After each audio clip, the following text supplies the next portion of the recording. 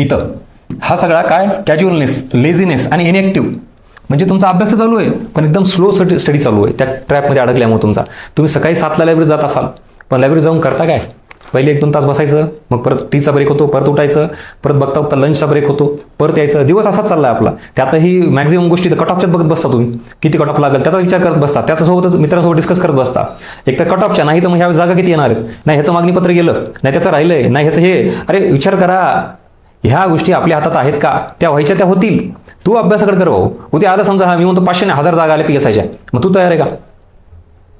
प्रश्न व्हॅलिड आहे का? उद्या STIच्या 500 जागा आल्या, तू तयार आहे का? बरं, DCच्या पण 50 जागा आल्या, DYSPच्या 50 जागा आल्या. आता मिळालं उत्तर.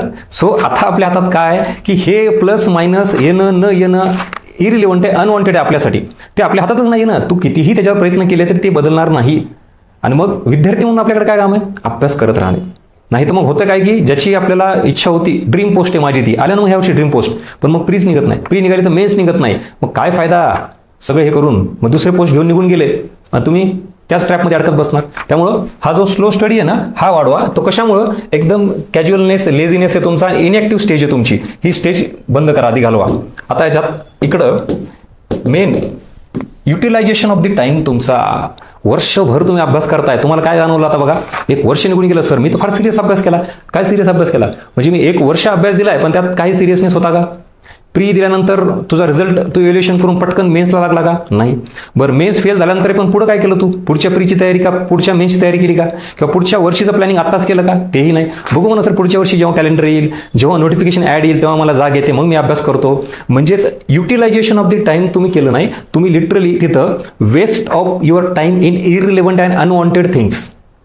हा पहिला मुद्दा. आता मी सोल्युशनकडे चाललोय. हो, प्रॉब्लेम काय कळाला? आता मी तुम्हाला ते फाइंड आउट करून देतो की ऍक्च्युली चुकलात कुठं. नेक्स्ट, सिरियसनेस नाहीये अजिबातच. त्याच्यानंतर डायव्हर्जन्स खूपच आहेत, खूपच. म्हणजे आपण मेन अभ्यास सोडून बाकीच्या गोष्टीकडे खूप बघतोय. त्यातही मग क्रिकेटचा IPL असेल, वर्ल्ड कप असेल, राजकारण, पॉलिटिक्स तर विषयच नाही काही त्याच्या इतकं, तर आनंदीदायक काहीच नसतं आपल्याला. उगं बघत बसायचं. मी मागच्या एका लेक्चरमध्ये सांगितलं बघा, MPSCच्या विद्यार्थ्यांनी तर लिटरली पॉलिटिक्स आणि क्रिकेटबाबत एवढी PhD केली आहे. एखादा आमदार खासदार जर पडला, त्याला मतं नाही आले, तर ते का पडला ह्याचं अनालिसिस आपले स्टुडंट चांगले करू शकतील. एवढा अभ्यास केला असतो त्यांनी. किंवा कुठल्या पक्षांनी कसं समीकरण जुळवायचं हे MPSCचे विद्यार्थी सांगू शकतील. क्रिकेटमध्ये पण IPLची कुठली टीम कशी, काय खेळलं पाहिजे, काय नाही, हे आपलं तिकडं नॉलेज जास्त आहे. का? कारण हे डायव्हर्जन्स खूप आहे. नको तिथं रील्स बघत बसणं, आणि मग काय ह्याचा परिणाम? स्कॅटर्ड, सुपरफिशियल स्टडी आपला, एकदम बिखरलेला अभ्यास, थोडा हे केलाय, अभ्यास केलाय का? तर हो केलाय, पण परफेक्ट आहे का? काहीच नाही.